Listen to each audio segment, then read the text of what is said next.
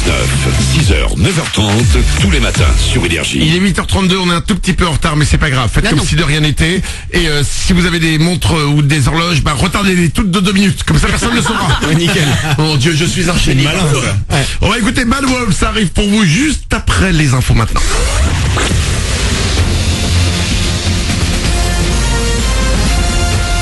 Toute l'actu sur Monaco-Menton avec Frédéric Plat.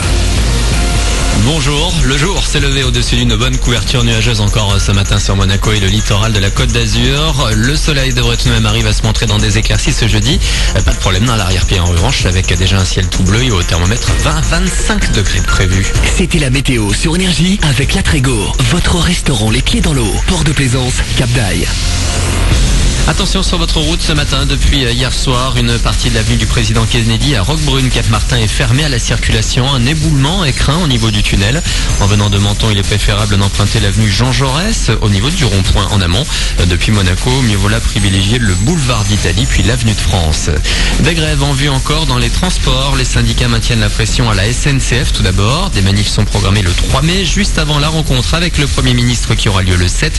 Les cheminots prévoient déjà une journée sans train le 14 en cas d'échec des négociations.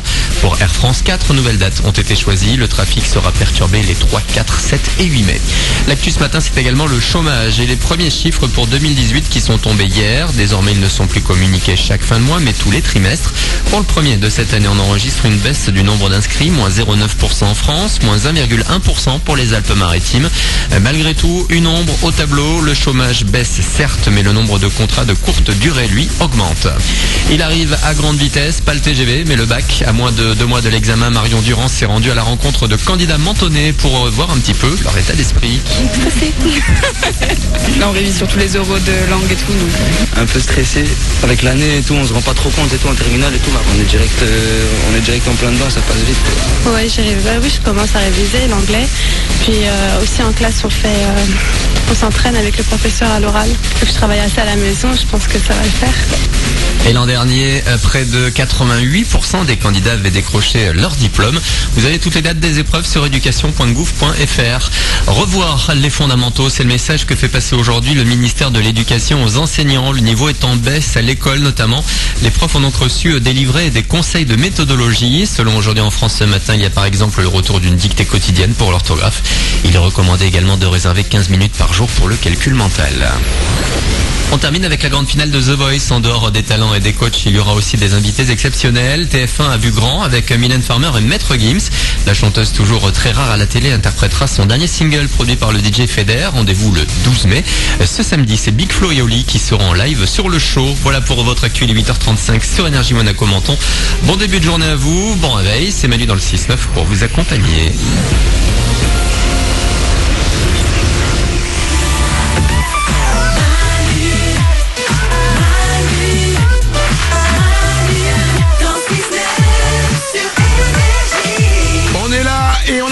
À passer ensemble et on va en profiter les amis. Soyez les bienvenus sur Énergie. On est le 26 avril, c'est jeudi aujourd'hui. Dans 5 minutes, c'est les sondages du matin, ce sera juste après Bad Wolves. Mais avant ça, attention, vous êtes peut-être en train d'arriver au boulot en ce moment et vous dites merde, je vais encore retrouver ce collègue de travail taré. J'ai devant moi une liste des gens qui racontent ce que font d'étranges leurs collègues de travail. Ouais. Faut qu'on partage ça tous ensemble, écoutez bien.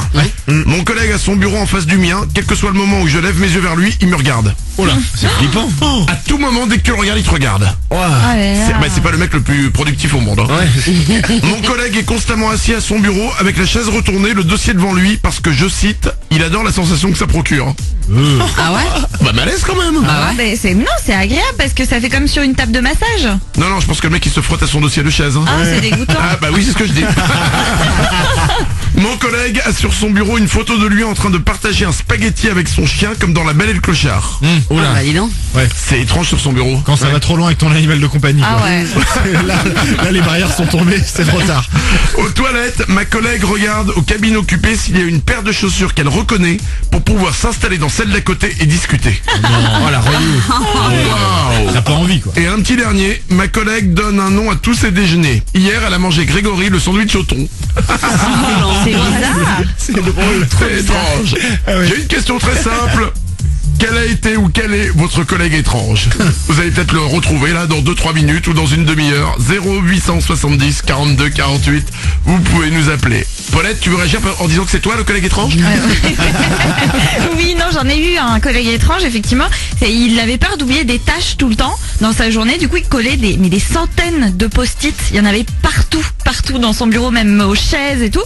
Et en fait, si tu touchais un de ces post-it, il te tapait la main. Voilà. Oui, oui. Ouais, il était hyper obsessionnel des post-it.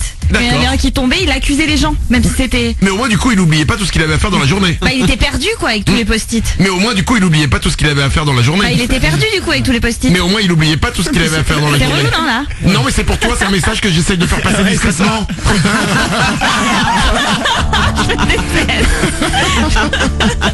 Message subliminal. Quel est ou quel a été votre collègue de bureau le plus étrange, le plus bizarre? Appelez-nous au 0870 42 48. Dans 3 minutes sur Énergie, c'est les sondages du matin, comme chaque jour. Bon, moi lui, il n'oubliait pas tout ce qu'il avait à faire dans la journée. Ça c'est sûr.